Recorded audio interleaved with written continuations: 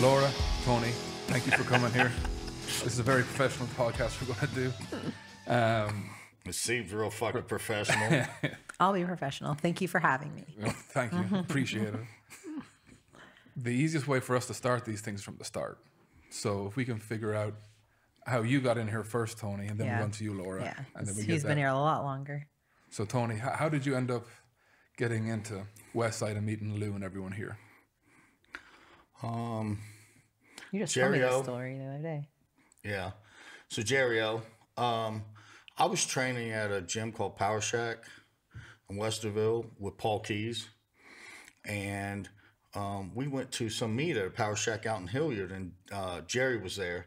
He was like, hey, man, you should come to Westside. And I'm like, yeah, I don't know. I've never done a bench meet. Nothing ever.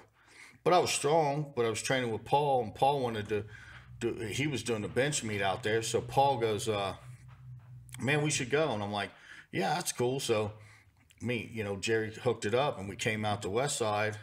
It's like 2 weeks later on a Wednesday, and we came into Westside on a Wednesday night, and I met Louie and shit, and and the rule back then was you had to bench 500 in a meet to even get in Westside. So I'm standing there with Jerry, and he's like, hey, yeah, Lou, this is Tony. He's like, hey, how you doing? Louie, you strong? I'm like, yeah, I guess. And Jerry immediately goes, yeah, he's benched 500 before. And I'm like, fuck. He's like, oh, yeah, have you? And I'm like, I didn't say a word. I didn't say yes, didn't say no. Probably had a look on my face that Lou was like, I can't believe Lou just didn't say, hey, get the fuck out. You've never done anything.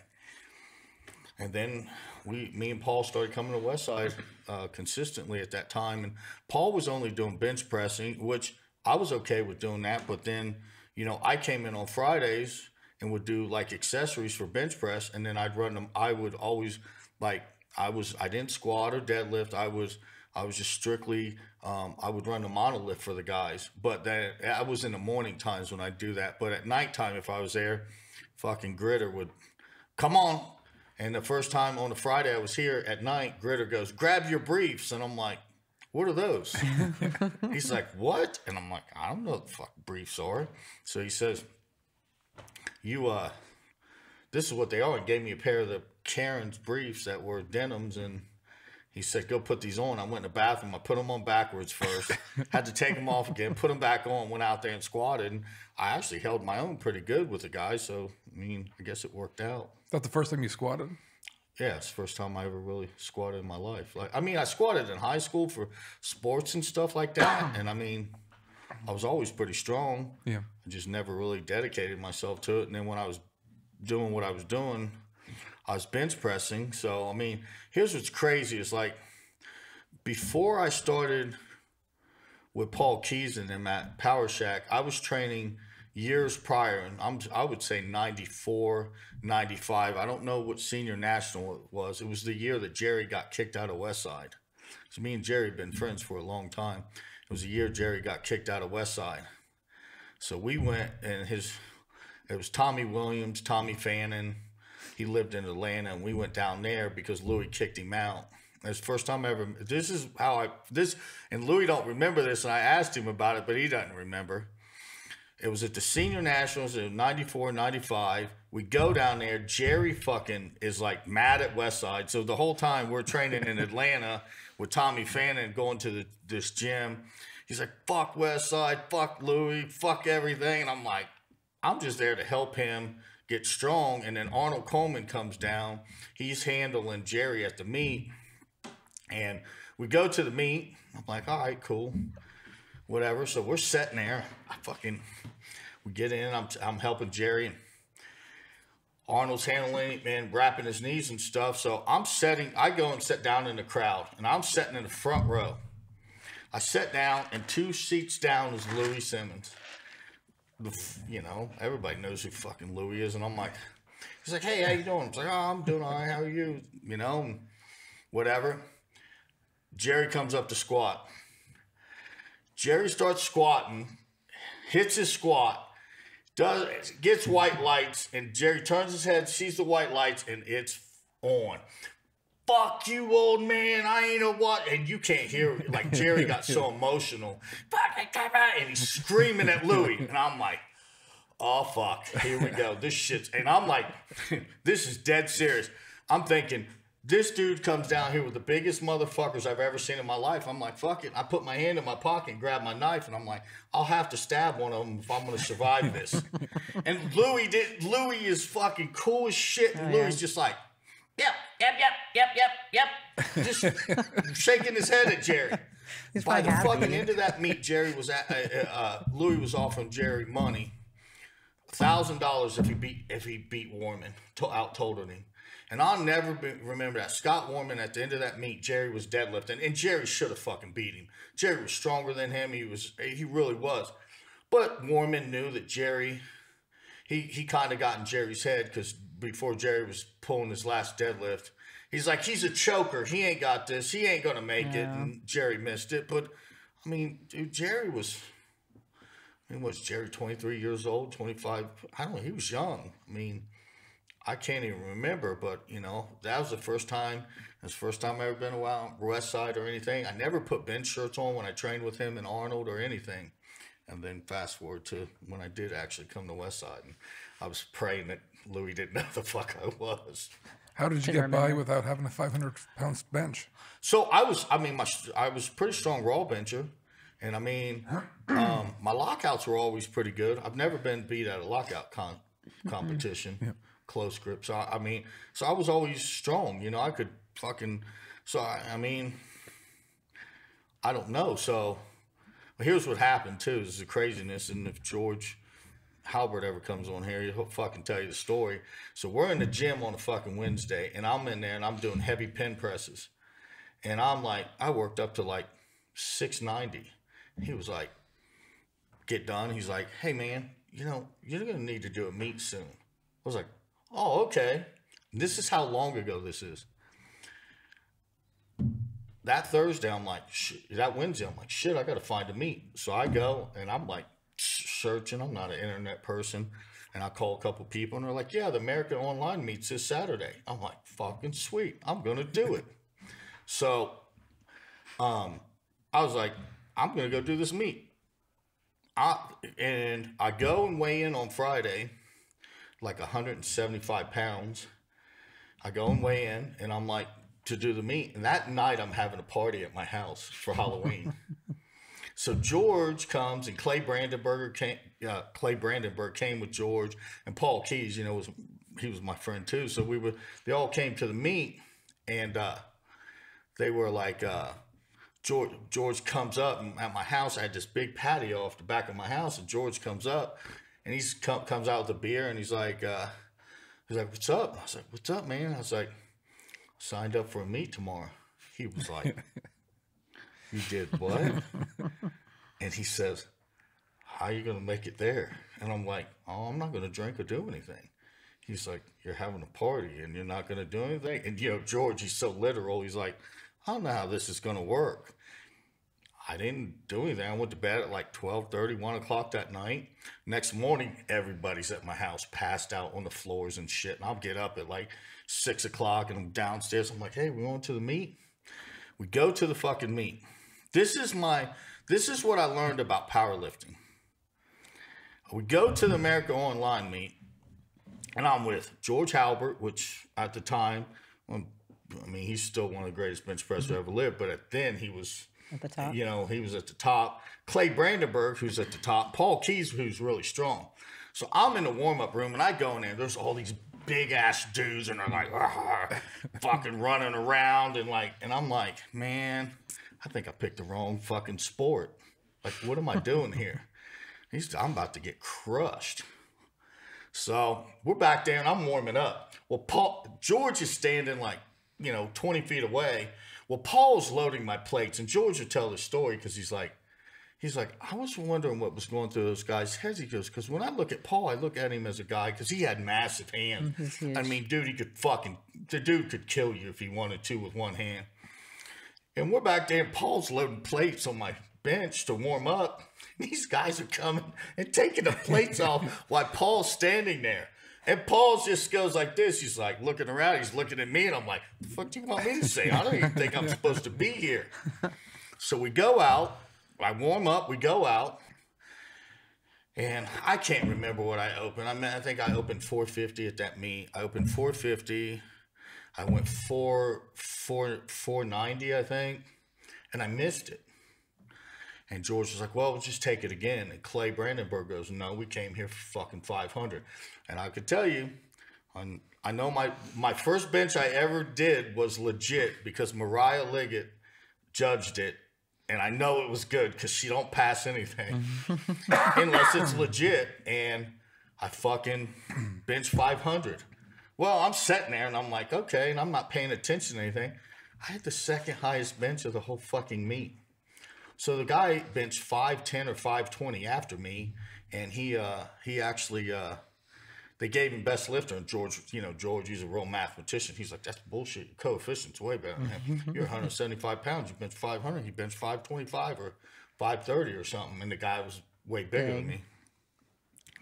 And I benched 500, and then after that, I was like, okay, I'm not going to get kicked out of the gym. I'm allowed in Westside now.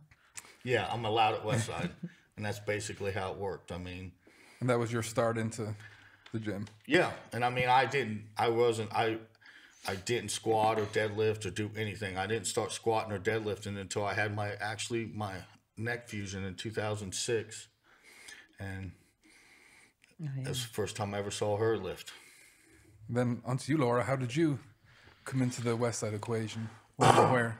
Well, back in 2004, when I was bodybuilding, I had heard of Louie Simmons, and at the time had no interest in powerlifting, competing in powerlifting, but I wanted to get stronger so that I could build more muscle for bodybuilding. So we bought all the VHS tapes, watched those, and were really confused. So we heard about a seminar Louie was going to do, a bench press seminar at a USAPL meet, which is hilarious to me now looking back.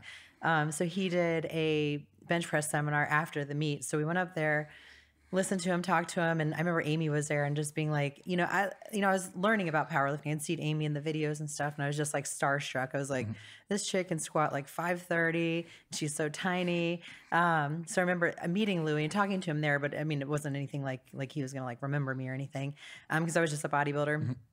And then I did my last bodybuilding show, but prior to the bodybuilding show, I had started doing a little bit of the push-pull meets up in Toledo. They had like non-sanctioned push-pull meets. So I just did those for fun and still not intending on switching to powerlifting. But the third one I did was down in Middletown at Power Station Gym.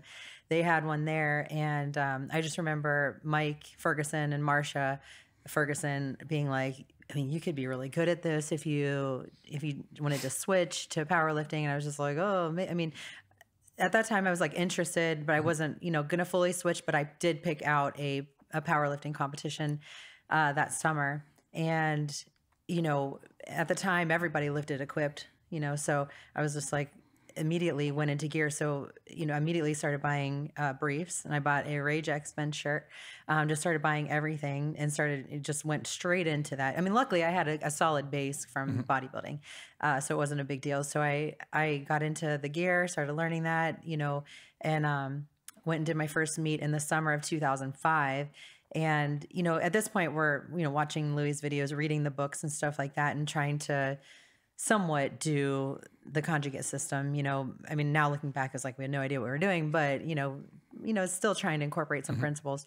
And at the time when I did those non-sanctioned meets up in Toledo, I met Jason Fry.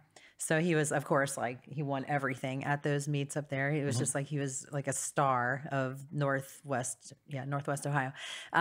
So I started, kind of befriended him, and so we started training together. I would come down to Findlay where he was living and train with him, and so he was just like, okay, like once he felt like I had a good grasp on things, he brought me up to Westside and to train sometimes, and then long story short, made it into forced my way into the WPO semifinals a few months after my first meet, and did that. And that's when I like really met Louie, and like really like Louie took notice because I broke a world record there. And so of course, you know, Louie and I have a conversation, and I talk to him about how I'm, you know, going to keep coming up to Westside with Jason to train sometimes. And I just remember it was like really shortly after that one of the training sessions, I remember being outside with Louie, and he's I can't remember exactly how he worded it, but he was like basically invited me to, you know, train there or be actually like part of the Westside team or whatever. And I was really nervous because, you know, loyalty is a big thing to me. And I had been training at this gym in Detroit, and they had taken me under their wing. And these guys that were like semi-retired powerlifters that were like previous national champions and whatnot had, you know, done so much for me that I was like, let me just have a conversation with them before I like commit to anything. And I remember talking to them, and they were like, are you crazy? Like, you know, why wouldn't, you know, you need to be there. Like, you know, we've taken you this far, you know, you've got to take that opportunity. And, you know, so I started coming down and just, you know, on the weekends, because I was living in Toledo and I had a job like during the week. So I couldn't like, you know, fully move here. So I come on the weekends and stay at this guy's house. I don't even remember how like that even happened, that you were like, oh, you can just stay at my house. And I mean, that was insane as it was, but that was crazy. But I would stay with him and train at Westside on the weekends. That would be like 2006. Started training here. You guys been friends ever since? Yeah. Yeah. So I met Laura. So the first time I ever saw her live was at that WPO meet. It was 2 months after my neck fusion, because I was there in a neck brace. Oh my gosh. And I remember when she came out, and me and George was like, we were like, what's this going to be? Like, who's this chick who thinks she can open I mean, a world record? I mean, it wasn't even that. I mean, like, honestly, I mean, Laura's a very beautiful woman, and then you see her in powerlifting, then you're like, what is this? And then she goes out there, and it's like, it's all show and all motherfucking go, and you're like, what the fuck did we just watch? Like, it was like that was one of the most amazing things for me, because, you know, people have an argument about, well, this person was the greatest woman powerlifter, and this woman, you know, and they do this and that. Well, my argument is she's the greatest woman powerlifter that's ever lived.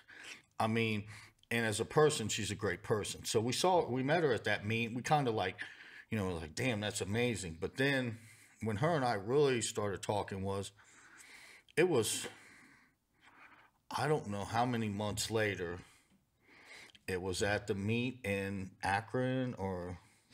Probably up in Fremont. It was up in Fremont. You had started coming to Westside. Yeah.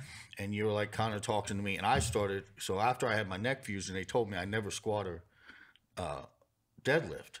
And I was like, oh, okay, well... That's all you got to tell me, so I'm going to fuck you. So 10 months after my neck fusion, I totaled 1,800 at 179. And she was at that meet. And I still have the video at my house.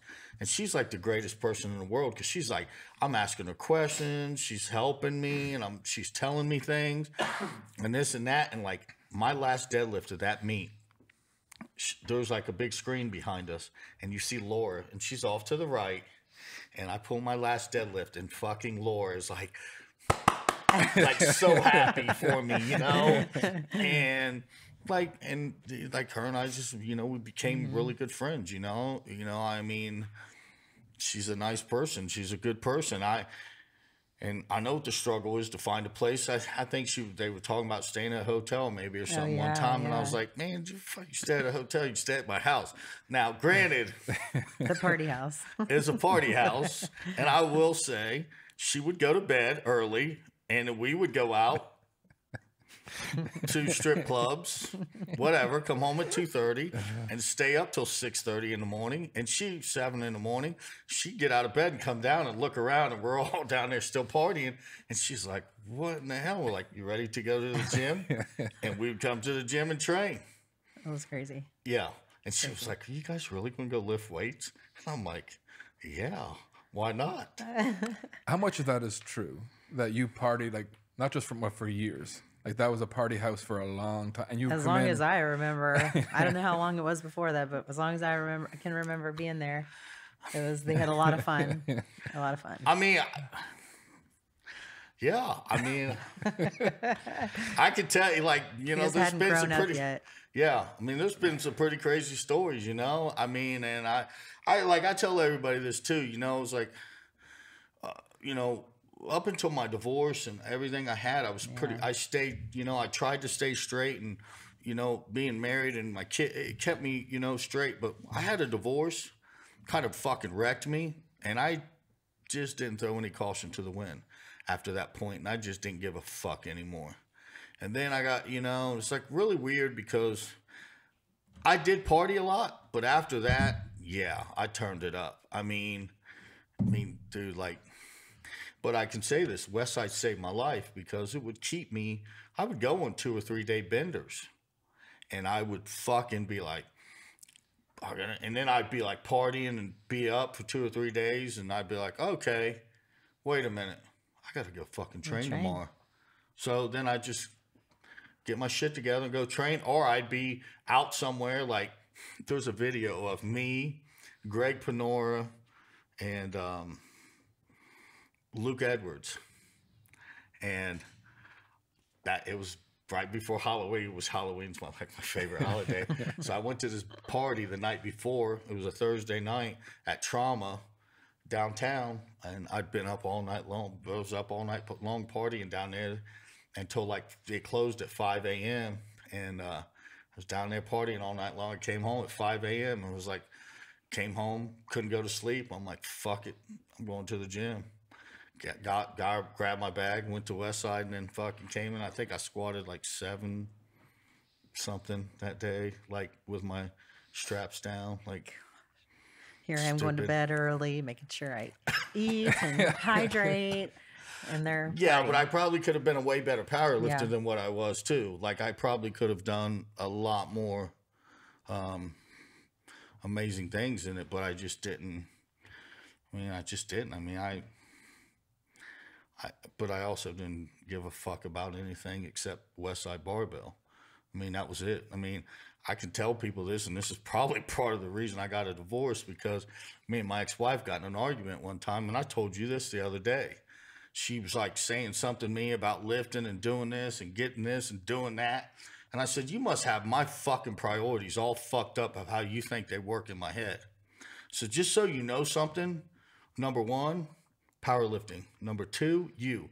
Number 3, kids. And number 4, the dog. And somewhere in there is my job. She was like, looked at me like, you crazy, well. She just turned around and walked away from me. But that's how I really felt. Like, when I went to the senior nationals in Vegas with her and I were walking down the strip, and it was me, her, and Shane, and I forget somebody else was there. And I remember walking, and we was right outside the hotel, and all I remember was thinking, man, if I could do this the rest of my life, this weightlifting, it'd fucking be the greatest thing in the world for me. That's how, I loved it that much. What made it so good? What made it so, because this place is so unique in that no one forces you to stay here. No one forces you to be that loyal, but everyone was. And people had a hard time ever stepping away from it. What was that? What was that secret to hear?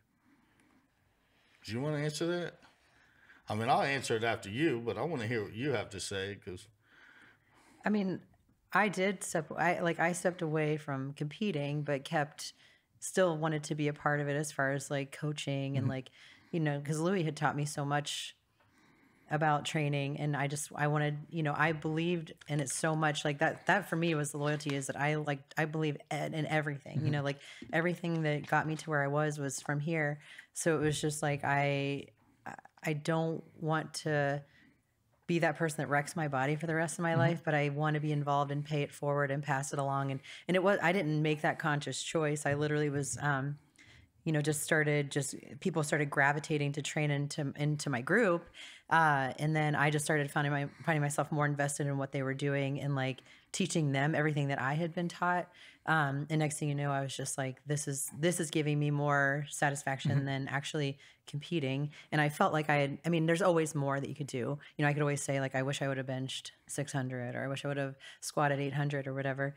But I still was really satisfied with what I had accomplished, and just felt like I owed it to Lou to kind of keep that going, you know, especially because I, you know, truly and wholeheartedly believed in it, you know. So for me, it was just like, this is the first thing that, because I, you know, growing up, I did sports. I did gymnastics, you know, all growing up. But a lot of things that I would do for a couple years, then move on. Like, it wasn't like I was a quitter. I just was like, this, you know, I'm just searching for this thing that really clicks with me. And this was like the first thing that really clicked with me, that really made me feel like this is what I was literally born to do. So there was just no question for me to like move on to something else or pick something else. It was like, this is literally what I found that that I have been looking for, that I was just really made to do.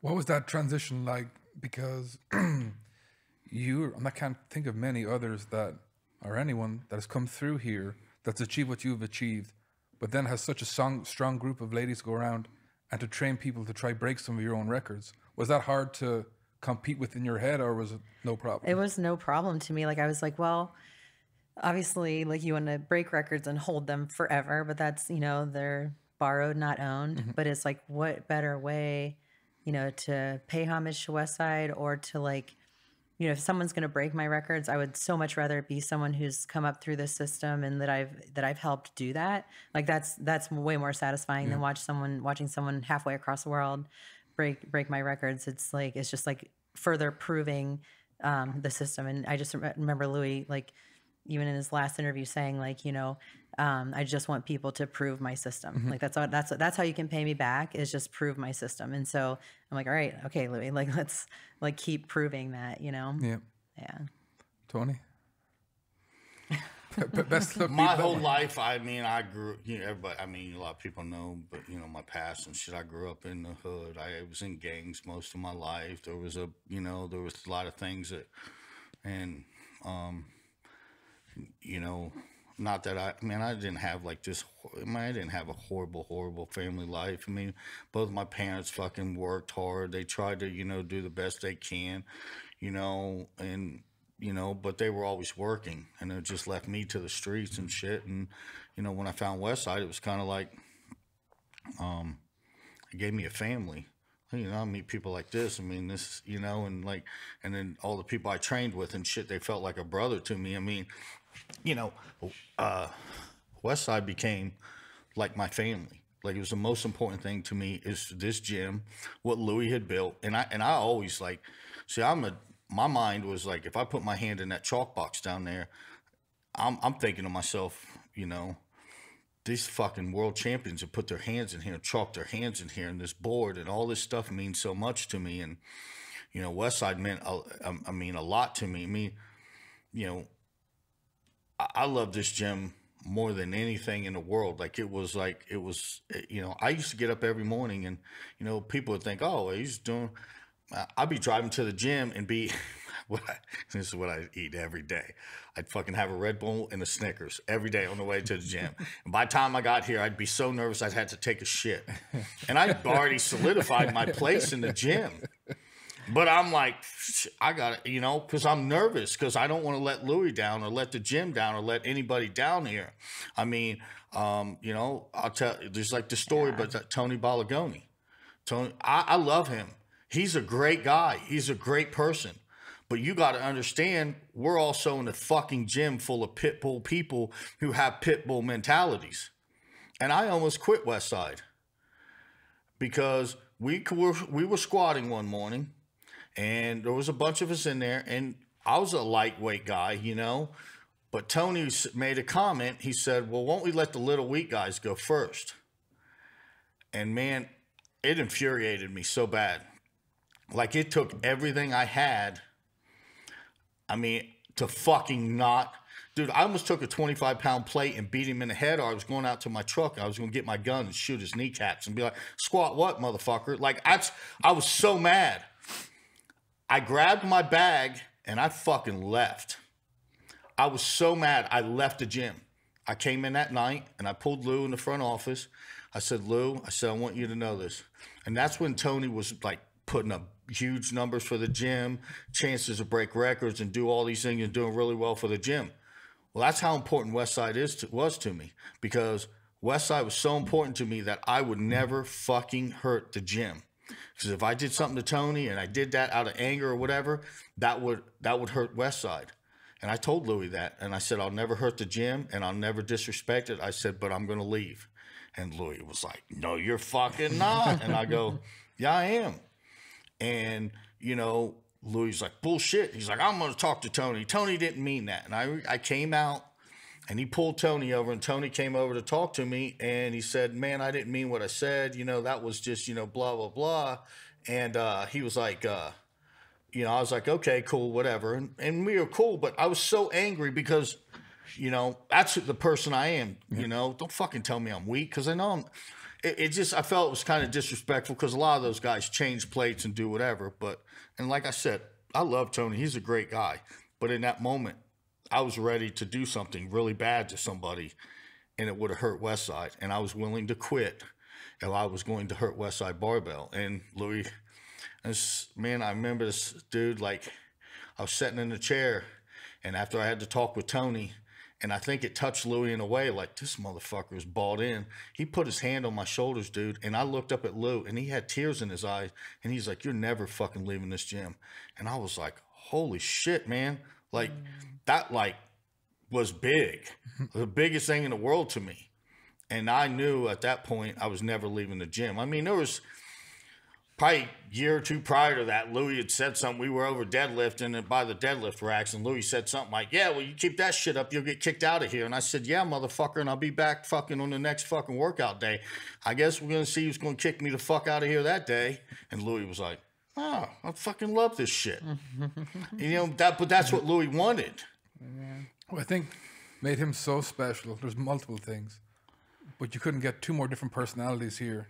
You guys are joined by Westside, best of friends, and Louie knew how to treat everyone. Right. Like Louie knew how to be the person you needed at that given time, which is a very rare talent. Yeah. Because like going from you is like going from here, and then I can't imagine, Laura, you're maybe just a little bit. There was hugs, there was like words of encouragement, like you know, he was never talking shit to me, you know. Like, and that's where people are going like, Louie? Yeah. And then I was fortunate from behind the scenes to see. I'm like, God, Louie is Louie to everyone. It's just a different Lou, and people, your Lou couldn't fathom that Lou. No. But he understood people. He understand everything was for Westside Barbell. You could call him whatever you want, but don't call anything to the club. And it's amazing that was the unifying thing between everyone, from prisoners to prison guards to PhDs to high school dropouts. You had everyone here. Well, I mean, yeah, I mean, Louie fucking had to tell George at one time. He's like, hey, when you guys get out of this meet, can you tell Tony those guys are our friends? Because I told him, I said, let him say something. We'll see what the fuck happens. I'm willing to die for it, you know? And I'm not a big guy. I mean, by no means. But I've got no problem using weapons or whatever's fucking at my accent. I mean, that's just how I felt about Westside. Because I just always thought, man, like, I'm not an asshole. I mean, I guess some people say I'm an asshole, but she'll tell you, I would help anybody out. Like anybody that ever came to Westside. I mean, the first day Jason Coker ever came to Westside, I walked up to him and was like, man, I'm glad you're here, and gave the dude a hug. You know, I've always been that way, but I've also too, like, respected other gyms and what they've done. But when they talk shit, it's kind of like, I'm a street person. Like I still have friends to this day. Like 6 months ago, I was at a fried chicken and fish place out on fucking on off of Ohio Avenue, and we're sitting there, and I'm with like 3 of my dudes, and this guy comes up and sits down at the table and starts talking to one of my dudes and just says the wrong thing, and it's not even a moment. He smacks him in his mouth in the middle of this restaurant. Those are the people I grew up with, because they're going to react immediately when you do something. It's not like, nah, we're not going to wait and let this, you know, wallow around in my head. I'm just going to handle this right now. You're not going to talk to me that way. And it's just how I was. So I guess I don't know. But that was okay. Like back in the day. But like, I think toward, you know, more recently, I think it bummed Louie out that like you couldn't be who you wanted to be in the gym, and like, you know, kind of stir some people up and get people like fired up, because people, you know, couldn't really handle it as well. You know, it was a different guys generation. Now, and I'm not saying nothing. It's just a generation. You know, the internet has done a lot of things and changed a lot of people, and people think that, you know, I'm going to talk to you this way or that way. I mean, dude, think about this. I trained with Chuck for what, 3-4 years on Saturdays. And all Louie ever did was, and he knew it would get back to me. Yeah, fucking Tony and Chuck, fucking da-da-da-da. And then I'd come in, and I never missed a Friday. You know, back then I would come in on Fridays. Now, I did miss a lot of workouts. I can't say I didn't miss a Friday because I do fucking, I used to miss. Months and then come back. Yeah, it's a couple months and then I come back and stay consistent for a few months. But he would always say shit to me like, you know, Chuck training tomorrow? Yeah. What time? 1 o'clock? I'll be there. Okay. And he would come in, wouldn't say words, just, you know, Louie walk in the gym, walk around, see what we're doing, this and that. And then Monday morning, I'd be in the gym, and somebody come up to me, yeah, Lou said the shit you and Chuck are doing on Saturdays ain't going to fucking work. And I was like, yeah, well, you know, maybe not, whatever. And that's what's funny is you would think that Lou would have wanted to kick me out or do something bad to me. But I think Lou saw I'm loyal to my training partners. I'm just loyal to them. Like, I'm loyal to them because I want them to do well, you know, and that's the thing people can say. I might have fucked myself on my workouts, but when somebody else needed me, I made sure I showed up. Mm-hmm. And I can say that with dead pride of knowing I did that. You know, if I knew somebody was going to need me to be there, I would be there. But, you know, it's like. That's how I started, was on Sunday mornings. That's, you know, when Jason Fry brought me, it was because he trained on Sunday mornings with George and Tony. So like, that was like my first introduction to here was on Sunday morning bench days. And like, my bench went from, I think I did 319 at the WPO semis, and like how quickly I got, like, that was in September. And then I did the Arnold in March, and like literally just barely missed 429 at that meet, you know, about like over 100 pounds on my bench, you know, just training with these guys. Cause they taught me how to be strong. Like, if that makes any sense. Yeah. They brought my bench up, but they literally taught me how to be strong. If that makes, you know, in training and how to really push it. Fucking strong. Was it not on bench? Was it the intensity they brought, or the accessories, or everything? All of it. Yeah, the intensity and like how, like, I remember the first time George had me try 405 in a shirt. I probably tried it 10 times that day, like, because he knew I could do it, you know. Yeah. But like, you know, it was like just trying to bring it out of me. And I finally got it that day, but I probably tried it 10 times. I think. I mean, I was like prying my hands off of the bar. Like, it was crazy. But that, I learned a lot just overall about training with those guys. That, you know, that intensity. Shit talk too. Yeah. Oh my gosh, I would be like, oh God, don't be so mean to Mike Wolf. Like, be nice. But he loved it, and that was the greatest thing for him. You know, it was like Laura would bring people to the gym, and they'd be like, "There's a guy." Yeah, just give you a warning. Don't say nothing back to him, or it's on. But I never said nothing derogatory or vulgar, or like hurt somebody. No, they all ended up loving you. Because I would ask people, like I used to ask people, you know, what bothers you? What in your life that you feel like that you should have, you know, like if you were bullied or you were this or you were that. It's just like Jerry O. I mean, a lot of people don't know this. Jerry O was bullied a lot when he was younger, like by a lot of guys. And, you know, that was part of my way when I used to talk to him. Like, these motherfuckers are, you know, them fucking bullies that used to bully you and shit, dude, you got to do this. And it was like getting their head of, you know, this is what I was going to talk to you about. You know, just like George. I mean, George, I would be on the other side of the gym.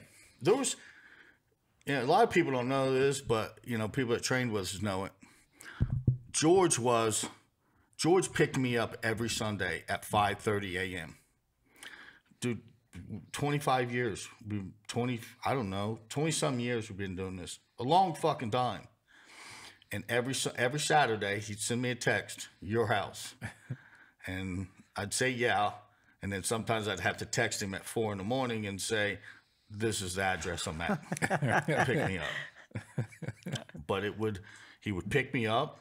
We'd drive to the gym. We'd work out and go to Waffle House. Mm-hmm. And, you know, man, it's like, you know, but I'd be on the other side of the gym. I mean, there was over a year or so that I didn't even work out. And I'd just be in there dicking around, go sit on the other side or whatever. And George would be like, come here. I need you to talk shit to him. Please get these guys motivated. They're not being intense. But we had intensity, and that's the problem is, like, I think some of that intensity got lost. Like I was saying with the generation of how, it's like, the way you're supposed to talk to somebody or what you're supposed to take. And I mean, Louie never gave me any praise. I mean, dude, ever. Well, not to your face. No, not to my face. Yeah, that's the thing. It's like I did that. The Lexan meet. I remember I did that. See, Louie never said nothing to me about, and this is what I never understood. He would tell everybody else, don't you fucking go lift in that federation. Fuck them guys. They're going to treat you wrong. And he didn't like, the guys at Lexan at one point. And then he didn't like the UPA stuff. So then I lifted in the Lexan meet at 198. And then I was like, okay, well, I'm going to cut to 181 and go do Kenny Patterson's meet a week later. And Louie was like, is he fucking stupid? What the fuck is wrong with him? He's not going to fucking da-da-da-da. And I out-totaled my fucking 198. A week later, I cut to 181 and out-totaled it. And Louie came to the meet, and he sat down, and I'm pretty sure it was Bob Coe and Jimmy Ritchie. And he sat down, said to my wife, and my wife said something, and he said, yeah. She said hi. He said hi to her, and he said, oh, well, we'll see how this day goes. And, basically, like, he was pissed at me. And she was like, I think Lou's mad at you. I was like, yeah, he is. He's real mad. Because he said it was the dumbest thing you could ever do. I pulled my final deadlift, and I set it down. And Louie got up and walked out of the room. Didn't see him again. He left. He's like, motherfucker. And never said a word to me about it. We never even spoke of it. It was never even talked about or nothing. He never said a word to me about it or nothing. But I'm sure in like interviews and stuff like that, he's like, I have a guy who did this. And you're the only person who's done that. No one else has done that, right? Right. I doubt it. I don't know. Maybe somebody else has. I mean, definitely not that time frame. Nobody wants to do back-to-back meets 1 week apart in multiply. No. But like the great thing with Lou is he'd test you in every way, shape, or form. Like he would give you 100 reasons not to be loyal to see if you could be loyal. Yeah. And then he would say like, it was like I'm not sure what it's called here, where you whisper. And by the time it gets to you, it's something completely different. You're like, Right. he said Yeah. And he just loved that. Right. He loved to see what would happen once he said it to somebody, because he knew there's always that one person in the gym who couldn't keep their mouth shut. Oh, yeah. So he'd say it, but everyone had a role. You didn't have to be the strongest in the gym, but everyone had a purpose for being there. And someone was the person who had the spotlight on him. Someone was the strongest. Someone was chasing after the strongest. Someone was the shit talker. You need people to handle. You need people to load plates. Mm-hmm. And then that was it. But everyone had their purpose. And like with Tony, like you two are probably the two most talked about behind the scenes. Because I'm not sure if you know this, Laura, every squat or deadlift, we would get up, we'd have pictures or videos of you. Everything for Louie is either a picture or a video, right? Get up that picture of Laura. Like, okay. You mean but you're the gold standard, so we compare form. And behind the scenes, like, hey, bringing up coaches, and you show us, show Laura's form, and then you see your form. You see where you're fucking up. You see where you're fucking. But everything was behind the scenes. Mm-hmm. Tony, like the Florida story. Every month I'd hear that. For 12 years, I've heard that fucking story. But like, that's how much everyone had a part to play. And you knew that you were definitely Westside when Louie has you in his stories, or if you were part of the form. It's like everything we did was like, again, there's your form, there's everyone else's. How can we make them better? When we did the seated deadlifts, Lou thought he read it in a book.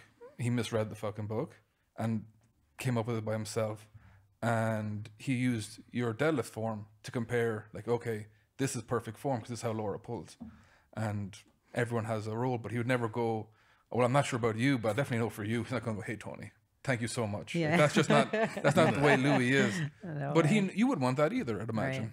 Right. Nah, I didn't. I mean, it worked out best for me, you know. It's like I don't want recognition for shit. It's like there's a real good Tony Robbins saying, you know, you're praised in public for what you did in private, and not Louie fucking bashed you in public for what you did in private, you know. And he would tell people in the gym, he'd be like, I never forget, man. There was a bunch of people that came in to work out, and he's like, you can do anything you want in here, just don't follow that fucking guy. Don't do what he does, and you'll be okay, because you're not going to be able to figure out what he does, you know. And I mean, remember the day I was in there and I had to pick my squat shoes up, my squat shoes up, and you guys were doing the the CrossFit seminar. Oh yeah. And I got my shoes, and then everybody's in there taking the test, and I look at the test, and I'm like, and I look at like 5 of the answers, and I'm like, what the fuck is this? I don't know what it is. What are they talking about? And I remember went out to Lou, and I go, Lou, I have to ask you something. And I was like, I don't want you, I was like, I forget, I maybe said something like, you might think I'm a dummy. I was like, I couldn't pass that test. Does that mean I shouldn't be here? No, you know how to get strong. That's all fucking matters to me. And then that was it. That was his answer to me. And I was like, okay. Because I couldn't tell you the conjugate. I'm not very good at that shit. I know how to train, but I think maybe from doing it so long and, speed, whatever. But I followed the whole system. If you asked me to write it out, I would have strong problems with it. If there was either getting shot or having the answers, I'm probably going to get shot. Is there any unique training moments you can think of, or were you there during any implementation of new ways of training during your times here? There's been so many changes, even like when I couldn't come as often, and I would come back and I'd be like, what the hell? Like, everybody's doing 5x5 now.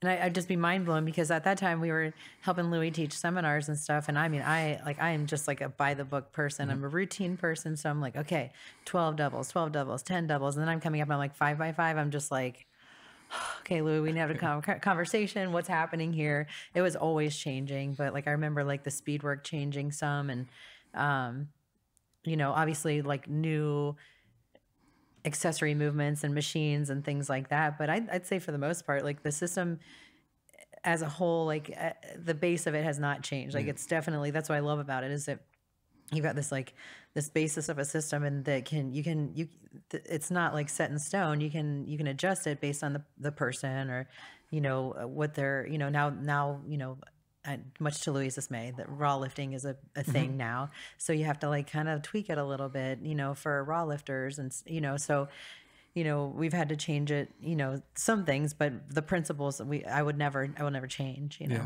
Yeah. So what even asking you? I saw a lot of shit. The kettlebell thing, that you were hanging kettlebells from a broomstick, I think, weren't you? So yeah, but here's the thing, like that started in 05, 06. Yeah, I started it because I remember came in and I was like, it was right after my neck surgery, and I'm like, man, I'm not going to be able to train. The stagnant weight against me, like you're not supposed to, like when you have that surgery, you're not supposed to stagnant. And then I took a month, and I was writing down shit and trying to figure out how to get stronger. And I always had this idea, because I've been a concrete guy my whole life. We were doing concrete work at Ohio University, and we had to carry these fucking 5-gallon buckets up these stairs, and we'd put them on these metal poles and step up this thing. And the whole fucking time they're just like shaking chaotically. So, here's what I did. I came in, I put a chain, and all I did was hung a chain and then hung the 25-pound plate from it. Took it out. And when you take it out, it was shaking. And I did that, and then,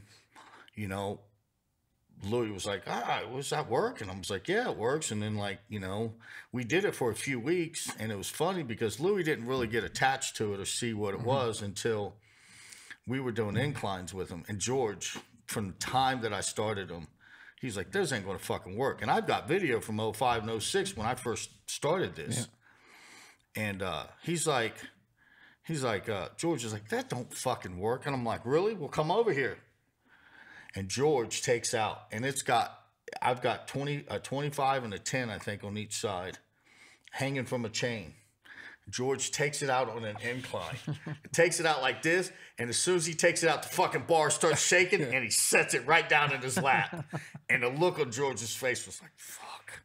I gotta tell Tony I'm right. He's right. So, and then we started doing that, and then Louie was like, hey, well, how about if we hang bands from it? And, you know, then I explained to Louie what I thought the principle of it was I thought, well, because the bar's not directly attached to the weight, you know, and then Louie figured out that the lighter the bar was, and then we started using a broomstick, and then we started breaking the broomsticks, and then we got PVC and super glued inside. And like, I mean, and Jimmy Seitzer, I mean, dude, he fucking changed the game. Yeah. He made a bar that could withstand the weights that people were able to do with it, and that's what it is. I mean, I saw that. I don't know what else. I mean, I was here for that. I mean, were you here for the big foam blocks? I yes. So loved those things. what, benching on them, Benching and squatting. Yeah, yeah. so I did. I am very proud of myself because we did fucking. I beat. You know, I beat everybody that day because it was a lockout exercise. Same here. I did like 500 and some pounds on that thing.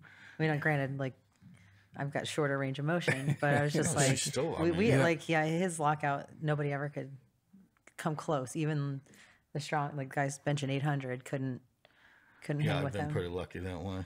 I wish I could fucking calculate it to down here to up there and do all that stuff. I mean, I can't. I mean, yeah, because I was phased in and phased out. It was. I think they just got really nasty. People were laying on them doing leg curls and stuff, and they got really gross, so they just had to throw them away. And foam is so expensive. It was like, but I think too, I always heard too, like Louie ultimately, like he was worried people were gonna like tear their pecs and stuff doing stuff, so they just had to go.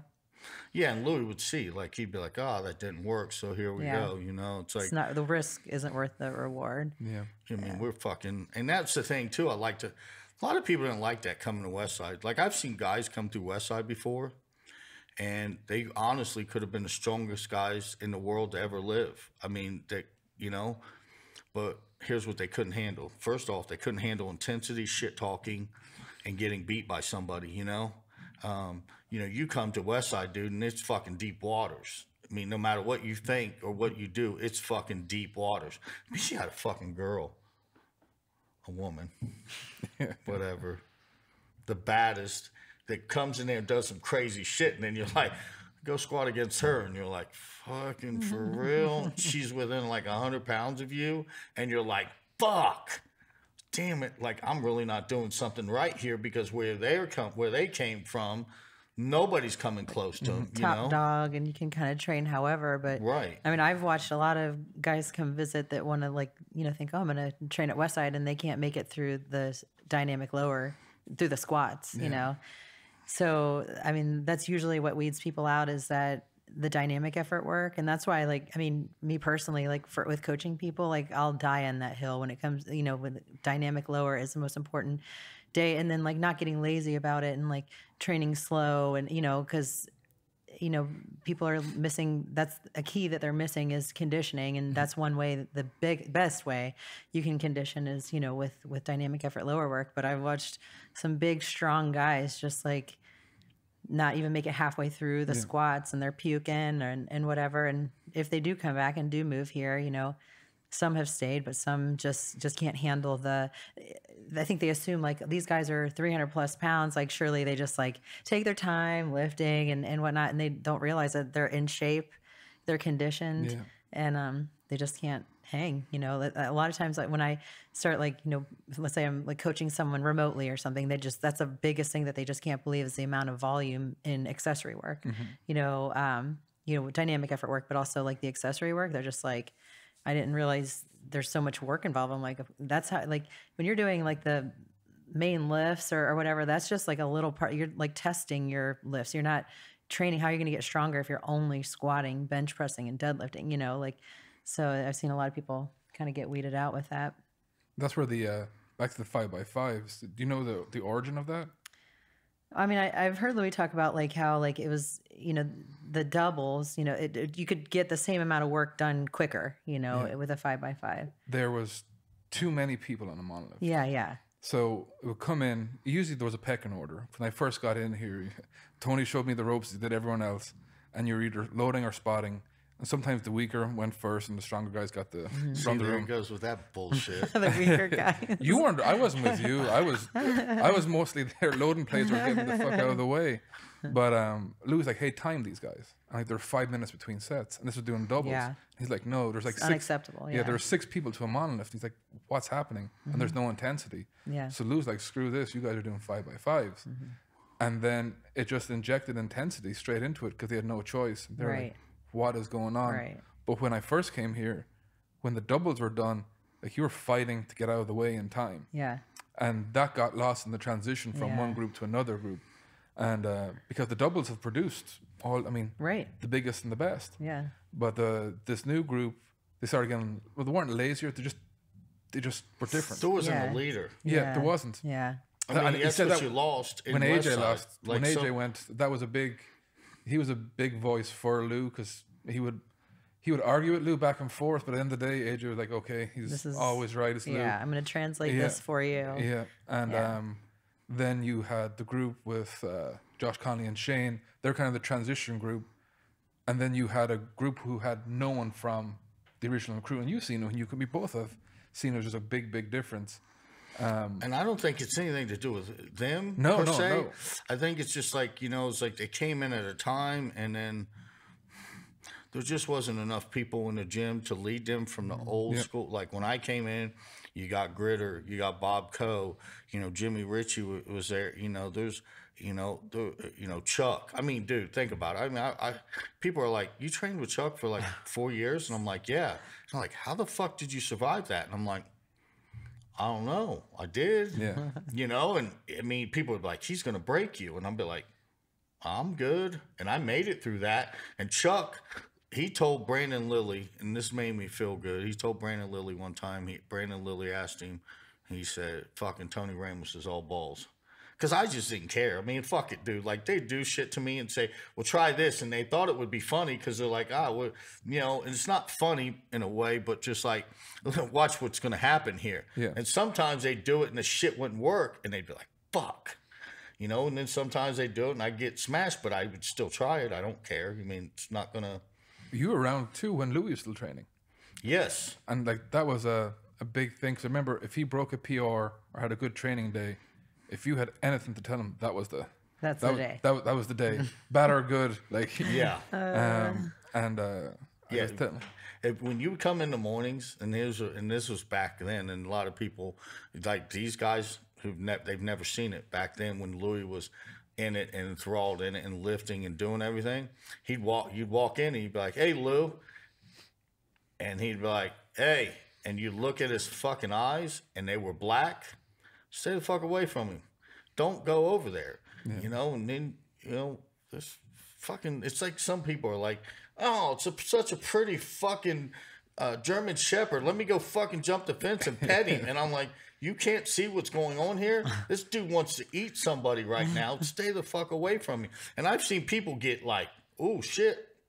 I mean, I was there the day, and I don't forget who it was. It was one of the hockey coaches or somebody was telling Louie that it doesn't work for, what our system doesn't work for people who don't take drugs and blah, blah, blah, blah, blah. And Louie snatched that dude up. And he fucking, I was like, okay, time to go. I mean, I watched Louie at a fucking doing a gym meet when I first came here.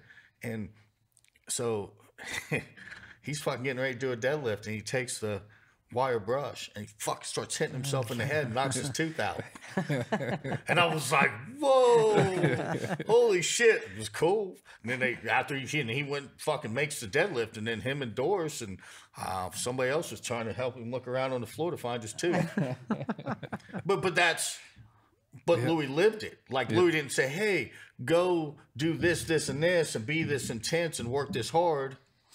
But I'm not going to do that. Yeah. And that's the whole difference is that, like Louie said, oh, okay, well, yeah, I'll fucking try it with you, or I've done this, and we all got to see that. So we knew what we had to give to him. But, That's the best way. You can't, like Louie always says, I'm not a coach. You lead by example. And so that's the only reason why I wish I was still competing is that, like, when I'm competing and I'm training hard, my training group did better because I pushed myself, and like, I'm not thinking about like, oh, like what, making sure that everybody else is falling in line. They just did, you know? And so, you know, it's hard to do that from the outside. Like when you're just trying to tell people how to do that, but when you're doing it yourself and showing them how to do it, it's a huge difference, you know? So, it's hard to teach that to somebody, like to love to train and to push themselves as hard as they possibly can on particularly like accessory work. I mean, yes, pushing yourself like quickly through dynamic effort work, but in like actually putting in the effort into every single rep, but like, you know, pushing themselves on accessory work and not, you know, because I mean, I'm obsessed with accessory work because that's that's what's going to make you stronger. And when people slack on it, it's just, you know, if you don't have that leader showing people how to do it, or, you know, I'm just a self-motivated person. Like I wouldn't call myself like, just like, oh, I'm trying to be a leader. I just am self-motivated. So I'm going to do this as hard as I can. And then, you know, people just started to gravitate towards that to try to, you know, and it just made everybody better. So you got to have that person in the group. She's probably one of them. And this is what's funny. It's like, you can watch videos of her and you're like, she's not that intense. She's fucking intense. Like I've been at meets with her before and like she's talking to her and like getting in her head, and man, I've seen the devil in her eyes a few times. Like, holy shit, like she's about to wreck it. And I've seen it. Like girls giving me goosebumps and that's what's funny is like a lot of people don't see me as an intense I talk shit in the gym, go to meets when I lift weights. Just because someone's not like banging their head on the bar doesn't mean that they're not. Yeah, and I walk away and like she'll do the same thing. She's like, yeah, you know, but she didn't come running out there, you know. Yeah. We'd be laughing in between like attempts, and like But then when it's your name is called, it, you know, it's something it's changes. Game on. And like I would see her, and I went and trained with her. You know, I used to just go and train with her, squat all the time. Get in trouble. Yeah, I'd get in trouble. You know, I was like, "Where's he?" Like you said earlier, where the fuck is Tony Ramos? A good excuse. He's probably fucking on a bender somewhere. But I was actually training. I wanted to ask, drive up there because you guys got a lot of chains, right? Isn't that what was a big thing? Did you get out most for Circa Max? Did you do a lot of chains? Oh yeah, like I started finding that I could do the traditional Circa Max, you know, suit bottoms to a box or something with like, you know, a lot like, you know, 45% band tension, and I could like do crazy like weights, and it just wasn't just basically I had good technique on a box squat, so I could kind of like figure out how to be like good at the box squat, and so it wasn't really carrying over. It wasn't like showing what I was going to hit at a meet. It wasn't really like giving me a projection of what I was going to do, and so you know, I would start to do chains or like a free squat. Like that's one thing that like Louie knew that I was doing, and I know it bothered him that I would do some free squatting and training, but I'm like, that's how I am. How I operate is on technique. Like I've said it a million times, like I train really hard, and yes, I was strong. But if you took like me and like the next, let's say 5 people in my weight class, like I don't know that I was like just straight up stronger than those people, but I like perfected technique. And so that's how I felt, was like, if I just box squat all the time, I'm, you know, how am I going to have this perfect technique that he was showing to all of, you know, colleagues and stuff like that? It's like, you know, so I did work in more free squatting, to help with that. And so I started doing that like more overload free squatting for Circa Max rather than to a box. 'Cause I just had like, felt like I could master the box squat, you know. I would go free squat with her. Yeah, that's why he was sneaking away. Tony. I was like, I know, because you would whisper I have no idea why you would tell me these things, because Louie would come up like, "What's Tony doing?" And I'm like best excuse you could have had is he's on a bender. You're good, Lou. I mean, just like the WPO meet, not the WPO meet, the meet in Cincinnati. the Pro-Am, the Pro-Am, yeah. The day Fabian was handling. Remember? They're like, Tony, what's your rack height? And I'm like 11 in. And Mike Ferguson was like, are you drunk? And I'm like, no. And Fabian was like, you been drinking? I was like, and I stayed up that night until like 2:30 in the morning. And you had 3. A good meet, didn't you? Yeah, I totaled 2060 at 181. And I should have squatted like way more, because a few weeks earlier I squatted at 860 up there easy. But I drank the night before. And I was like, this is, man, that was the worst mistake in the world, because we started drinking at the steakhouse, me and Drex, and then he left, and I was like, fuck it, I'll get a cab. And then when I left, like I bought beer from the bar and went back to the hotel, laid in the hotel bed drinking, woke up the next day. I mean, I didn't feel bad. I mean, I felt okay. How could you have felt if you were I didn't feel anything. rested? And, you know, I mean, I had a really good meet that day. But, yeah, that was fun. That was funny because, yeah, Mike Ferguson was like, "Are you drunk?" And I was like, "No." And Fabian was like, "Have you been drinking?" I was like, "I got this." And he didn't say a word. He just, "All right, let's go." And I had to drive home the next day from the meet with my hands in my shirt like this, because my elbows hurt so bad that I couldn't let him touch anything. You were so dehydrated. And Drex was like, "Thanks for fucking helping me drive home." And I'm like, "Sorry, man." Jeez. Did you guys have a routine when you went to the bar? Because Laura, I've seen way more footage of you than I have you, Tony, sadly. But every time you went up to squat or bench, as you walked up, it just seemed a totally different person. Then you get to the bar, and as if you're going through a self-checklist or boom, boom, boom. Oh, yeah. And how, because Louie's like, look how she unracks the bar. And how you unracked it told how the squat was going to be. Lift. I tell people all the time, like your pickup is everything. Like I know that from experience, that if I picked it up wrong and I didn't like make myself re-rack it and start over, then I just knew the lift was going to be wrong. And a lot of times when you're wrapped really tight and you come up to the bar, like you really have one chance to unrack it. Like, yes, you have three, you're like legally you can have three re-racks or whatever. But if you do not get it right on your first one, like it's, you know, the chances of making the lift really go down. So perfecting your pickup is huge. So for me, it was very ritualistic. Like, you know, even from like maybe what side I would come in from, like walk up to the bar, put my chest up to the bar at a certain height, look down at my feet to make sure they were in the right spot. You know, my toes were angled in the right position, and then getting under, like, you know, there's so much more talk now about, like, you know, all this scientific stuff about bracing and stuff like that. I didn't know any of that back then, but I knew how to do it. You know, I didn't know what I was doing, but I was doing it. I was even down to like how I would, like, you know, it looked like I was fidgeting with my feet, but really I was just like trying to root them into the ground to really find a spot to make once I would feel my hips and hamstrings lock in, that's where I knew I was like in the right spot. You know, so that was just me like fishing around for that perfect spot. And then once I found it, I was locked in. I would feel everything from like, my quads, my glutes, my hamstrings, like were loaded. And then I could put pressure up into the bar with my traps and my upper back, fill my stomach with air, like my lower stomach, like, and, you know, like I said, like I didn't know I was bracing, but I was bracing. Once I felt my whole body like engage with the bar, then all you have to do is like squeeze your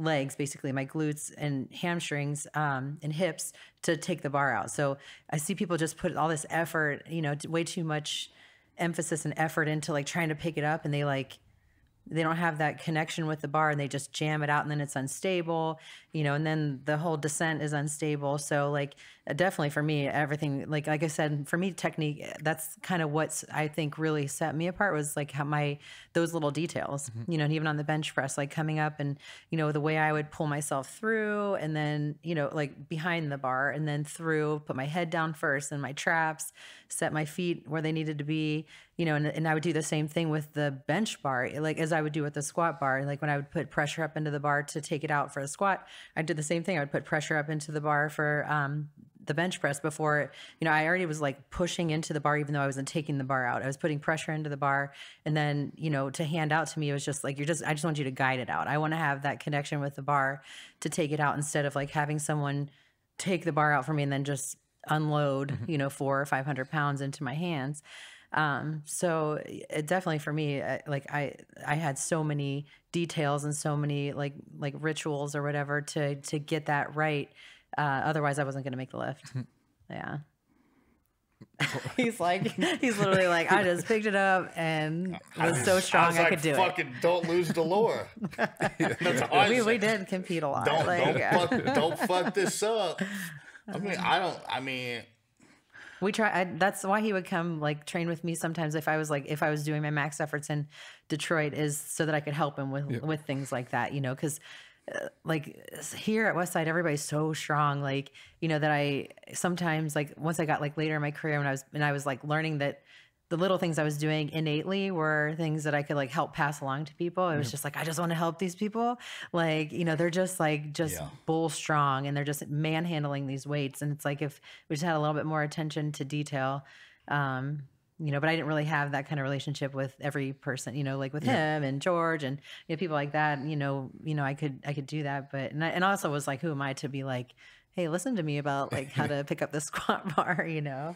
That was my problem. I mean, I used to always, like, I kind of took the George Halbert approach. Like, he told me one time, he's like, man, I walk up to the bar and I think to myself, I'm about to watch what I'm about to do, motherfucker. Like, that's what I would think. That's in my how head. I felt. I was not to be cocky or anything. I just was like, I like want to bring these people to their feet. I remember watching Chuck do that, and I was just like, that's what I want, is like to do something that they've never seen before, and like, and just like, that felt good. Like, that's what I fed off of. I mean, that's the thing. It's like, you know, I always like, I'll tell you this, like, I just consider myself a mediocre power lifter. And that's how I've always thought that, you know. I've told George that. You're one of the top in the world at 181 at that time. Yeah, but I said to George at that time, I was like, man, we was out, and I was like, I wish I'd have been a better powerlifter. I said, sucks, I'm just kind of mediocre. He was like, and he sent me he got a hold of Michael Sung and got the plaque, and I was like number 2 at the time. Yeah. And he was like, sent the plaque to me and had it sent to me in the mail. And that's the great thing about George, is he just didn't say a word that day. Like, what are you talking about? He's just, all right, here, I'm going to show you. Right. But I learned a lot from George, and I learned a lot from her, you know, because, I mean, I would train with Laura, and, you know, even when she'd come here and train and shit, like, you know, you see, here's the thing. I got to see greatness and it happening. And I never realized it back then, what the greatness that I got to see happening and all the great things. Because, you know, sometimes you're not in that moment. I mean, I got to see some really cool shit. And, you know, and I was also lucky because, like, I'm the type of person, if you do something, you know, and I go, oh, well, shit, I'm as big as you. I can probably do that. And I can thank Phil Harrington for that. So that meet I did, the meet she did, the WPO in Chicago, I went there, and I was just right after my neck surgery, and I'm sitting in the warm-up room, and everybody's talking about Phil Harrington, 181 Phil Harrington, and I'm in there, and I'm like, he comes in, I've never met the guy before, and he's like coming in and squatting, and I'm sitting directly beside the rack, and a monolift, and he fucking comes and he starts to squat next to me, and I fucking looked down, I looked at his legs, and I was like, my fucking legs are the same size as this. I can do this. And 10 months later, like I totaled 1,800 at like 179. And I could have been way stronger. I mean, that day that I was up there with you guys, I mean, I could probably squat 1,000 that day. Literally, I always say, like, if he could just like have a consistent, healthy training cycle where he slept, drank water, ate good food, I was like, he'd be the best in the world. But I will tell you this, like, I've learned this later in my life, you know, and I have a pretty successful business and a couple of pretty successful businesses now. And I've learned a lot about myself through life coaches and business coaches that I've hired. And, you know, I kind of wish back then I maybe could have had some people maybe had a better mindset, you know, instead of that thug mentality that I had, you know, and fuck this, I'm going to do all this. I learned that I'm an extremely bad self-saboteur. You know, George used to tell me all the time, but, you know, he's my best friend in the whole world. I'm like, hey, you're fucking just being a dick to me, so who cares? But I was a self-saboteur. And George would tell you, he'd be like, man, like good things happening. He's like, I would always watch you, just all these great things, and you're getting strong, squatting this, doing that, doing this, and you're just like fucking climbing. And he's like, I would tell myself, George told me this, I'd tell myself, well, it's only a matter of weeks, a couple of weeks, he's gonna fucking fall off the wagon, he's gonna disappear, he's gonna be, you know, whatever. And, you know, I was at a really bad place in my life too, because, you know, there was a point where, you know, I thought, you know, I lost my wife, I lost my kids. You know, I didn't lose my kids, but, you know, we were going through the thing and they weren't there with me every day. And those were the things I kind of worked for or whatever. But then that went away. So I went to a point where I was like, man, you know, dude, you got to think about this. I woke up in Dallas-Fort Worth Airport with a girl sitting next to me, did not know where the fuck I was at. And the girl's like, you need anything to drink, Tony? And I was like, what's your name? That's how bad it was. And we flew to L.A. And then I stayed there for 3 days and then came back home and was like, what the fuck?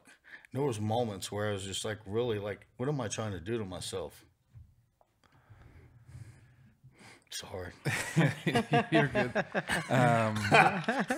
So, I'm a self-saboteur. Yes, you are. But not anymore. No. Not anymore. But you always have had everyone else's best interest at heart. Oh, yeah. Like everyone who came through this door that I've been able to witness, anyone knew, you always took them aside and like, look, listen, because there's other people who would like, oh, you're an idiot. We're going to see. Let's throw you to Louie. Right. Like, yeah, go ask Louie that question. And you always took them like, no, listen, this is how all this works. And those that listened to you, like had longevity. Those who didn't believe you were like, oh, okay, and did their own thing, had a short life period here. Louie's a father. See, if people don't understand this, Louie's the true epitome of what a father should be. I'm not friends with my kids. Okay? They're my fucking kids. We're not friends. I'm your father. There's a level that you have to live up to. I'm not going to allow you to be a fuck up. I'm not going to tell you it's okay. I'm not going to tell you, know, and sugarcoat. Louie was the true epitome of what a father is. He was a father to me. The man did things for me, him and Doris, and gave me a place to be that it means the world to me. So, I mean, there's a lot of people that fucking, you know, hated Louie and were angry with Louie and shit, but they never understood that man did everything he could. He was a true father to you. He wasn't going to, you know, he wasn't going to tell you how great you did or all these things, you know. He tells Laura, but you know what I'm saying? He was a true father to me, man, and he was consistent. He was never not consistent with me. He was consistently with me, you know. So, I mean, I want to, you know, that's one thing I wanted to really say here is that, you know, thanks to Lou and Doris for saving my life. Because if you think about how bad of self-saboteur I was, if I didn't have this gym and something to stop me from fucking, you know, doing what I was doing, I wouldn't have made it, you know. And, you know, I've been through a lot of shit in my life that, you know, I wish maybe I would have been more mature about or whatever. But like I said, man, I got to see greatness. And I got to see greatness for years and years and years. And I mean, that's the one thing I do want to say is that Lou and Doris have always been good to me. And they've always been good to me. And they've always taken care of me. I mean, and they didn't really... All Louie asked is that I gave my best, you know, and be loyal. And that was, you know. Yeah. Well, I hope you know you were. Yeah, I know. Fuck yeah, I'm loyal as fuck to Westside. I mean, I'm loyal as hell to Westside. I mean, come on. I'd fucking kill for this gym, so. Well, and then, too, I'm not sure if people know this about Laura, is you're the few people who actually would check in with Lou and Doris. And I didn't check in with like Doris like I should have, but I did check in on Lou. But Lou would have his schedule where he'd go meet you for dinners and always shares. Like, this is the stuff behind the scenes that people don't understand or don't know, that Louie had his network. And I've told a story maybe, I don't know how many times, but Louie, since I've been here, first month in, he's like, I can't lose the numbers on my phone. Can't lose them. And it's Louie, so I just expect it to be thousands. Yeah. Because how many coaches have been here? Right. And so up in towards the last days, I couldn't get him a new phone because he wanted a flip phone. And Louie goes through phones because he would go whap. He'd close the phones and break them. So anyway, we got him a phone, and I transferred the numbers over. And I'm like, there's only 14 fucking numbers. I'm after losing all his numbers. And I'm like, Doris, I'm so sorry. I'm so sorry. I lost all the numbers. And she's like, no, that's it. I'm like, what? Like for like 12 years, I'm thousands. This must be the biggest. Because he had his book of numbers, but in his phone, he had 14 numbers. And like you were one of them where he had 14. That's all. But he had his network. And each person had a role because we were all invited into Louie's life. Like this is his universe. The gym, home. he hated leaving Columbus. Like going to meets, Cincinnati was fine, Newark is fine, Tennessee was like, ugh. And then, but when he invites you into his universe, everyone has a role to play because it's all about the betterment of Westside. But there was people like you where he'd go out and talk to, and then he'd come back and he would percolate on everything that was said. Because Louie, you'd say something to Louie on day one, and then 3 days later he'd be like, huh. And then he'd either overthink it or like, oh, that's a good idea.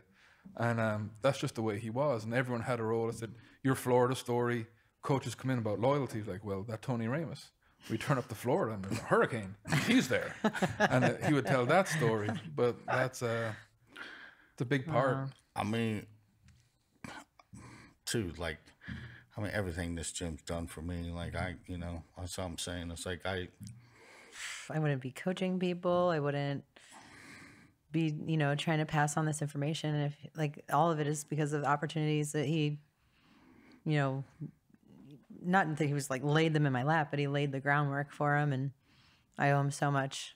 I mean, I remember one time meeting him for breakfast or something like that, in Wilmington, just so that he endorsed, could give me a little plaque, when Scarlett died, made like a little t-shirt with like a little plaque on it. I was like, he loved her. He was like he loved her and he just wanted to meet and, show his condolences. He loved dogs. And I don't know, there's just so much, but yeah, I feel the same way. I'm literally like, I wouldn't have anything that I have now. But it's a yin and yang. Without you guys, there is no Westside, and without Louie, there is no way. So it was everything. Everyone paid. Perfect storm. Yeah. I mean, everything. we were like, Laura's this way and I'm this way, and we were both really this way. And I said it, like, in that fucking movie. And this is what I always believed. We were thoroughbred horses. If you don't perform, take us out back and fucking shoot us. And that's the truth. And I would say that to guys there, like, listen, man, just. And I think that's why Louie didn't say much to me, because I was a gamer. Because I don't know if you remember this. Remember when I missed like 550 deadlift in the gym? And then 2 weeks later, I went to the meet and opened at 640. And he's like, what the fuck is that? But I didn't care at the gym that day. I cared at the meet. And you know why I cared? Because I was representing Westside. And that's what I used to tell people all the time. Like, what are you going to do for Westside? And that's where we were. Like, it's like people assume that he meant like, oh, if you don't break world records and you can't be here, you're getting kicked out. But like you said, everybody has a role, and as long as you're improving or like, performing your role well, then he wants you here. Don't lay down. Right. I mean, Louie just didn't want people to lay down, and that's what happened. That's why some people would get. Here's what happened: they would either get too big. They would think they were too big for the gym, or they would just lay down and wait to die. And it's like, we're not going to step over you every day in here and waiting for you to die. Just move on. We're not going to waste our time with it. And I will tell you, like, I've seen the greatest lifters ever in the world come through this gym. And I will promise you, some of them never became the greatest lifters ever. The brightest stars burn out the fastest. I remember him saying that. And I was like, I will never be.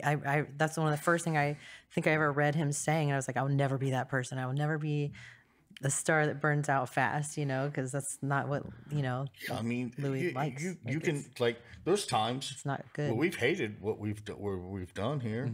There's times where I've hated powerlifting. I mean, I can tell you that there's times where I was like, I fucking hate doing this. And I'll be honest with you. Worst thing ever happened to me was getting my name on that board. I think that was the end of me. I think that was just me just riding through after that, because I just didn't know where else to go. You know what I'm saying? And and that's who I am. Dude, I'm kind of that guy. It's like, oh, okay, I did that, and then it just kind of like, and you keep trying to find it. And I'll do everything I could for the gym, and be respectful to everybody, and help everybody out. But for me to do anything, I don't know. I remember feeling really weird about that. Like, I wish my fucking name wasn't on that board. And I wish this wasn't like this, or, you know what I'm saying? It was kind of a weird feeling for me, I mean, and honestly, I didn't feel like my name belonged up there with those people that were up there. These are bad motherfuckers on that board, dude. And I remember looking at them like, Jesus. I just wanted to be a good training partner and a loyal member to Westside Barbell. But there's a very core group that have always been loyal to Westside, loyal to Lou, and loyal to Doris. And you can ask anyone, you two are on the top of my list, because not many people have done that. And I think it just speaks to what the club is and is supposed to be. So I'd like to thank the two of you for coming. And before we end this, is there anything else you want to wrap up on the podcast about Lou or about Westside that you want to get out? Now's your time. I think you go first. I think that's it. Like, I'm just making sure that, I mean, and I've said it, you know, to everyone I've talked to, is just how thankful I am. And it just seems so crazy that he's gone. Like, it, you know, it just seemed like he was immortal, but he is. Truly, he is. But I don't know. I'm just really, really grateful for my time here and for everything that Lou and Doris have done for me. I mean, so many memories. You know, so many memories. This is the thing that I've done the longest in my life, is this, you know. And I wouldn't have the relationships that I have. And I don't know, just really, really thankful for all of this. And I'm looking forward to, like, you know, I feel even more so than ever right now, just like the motivation and the passion to just help, like, keep that alive, because it was so important to him. So it's like, you know, keeping that going and preserving his legacy. And you know, like you said, you know, prove my methods. It's like, okay, I'll just gonna keep on trying to do that. So, and produce champions and multiply, because I know that's what I'm about to say. This is all for you, Lou. Motherfuckers die every day, and that's how Louie would want me to say it, because there's dudes who have died before, and Louie's told me, Tony, motherfuckers die every day. I'm like, yeah, Lou, they do. But fucking, we lost a good one. So, I mean, that, like I said, man, that, thanks to Doris and Lou and Westside Barbell for everything they've done for me. And they gave me a place to fucking, so I didn't fucking fall off the wagon. Yeah. So, well, I appreciate it. And thank you so much. Thank you.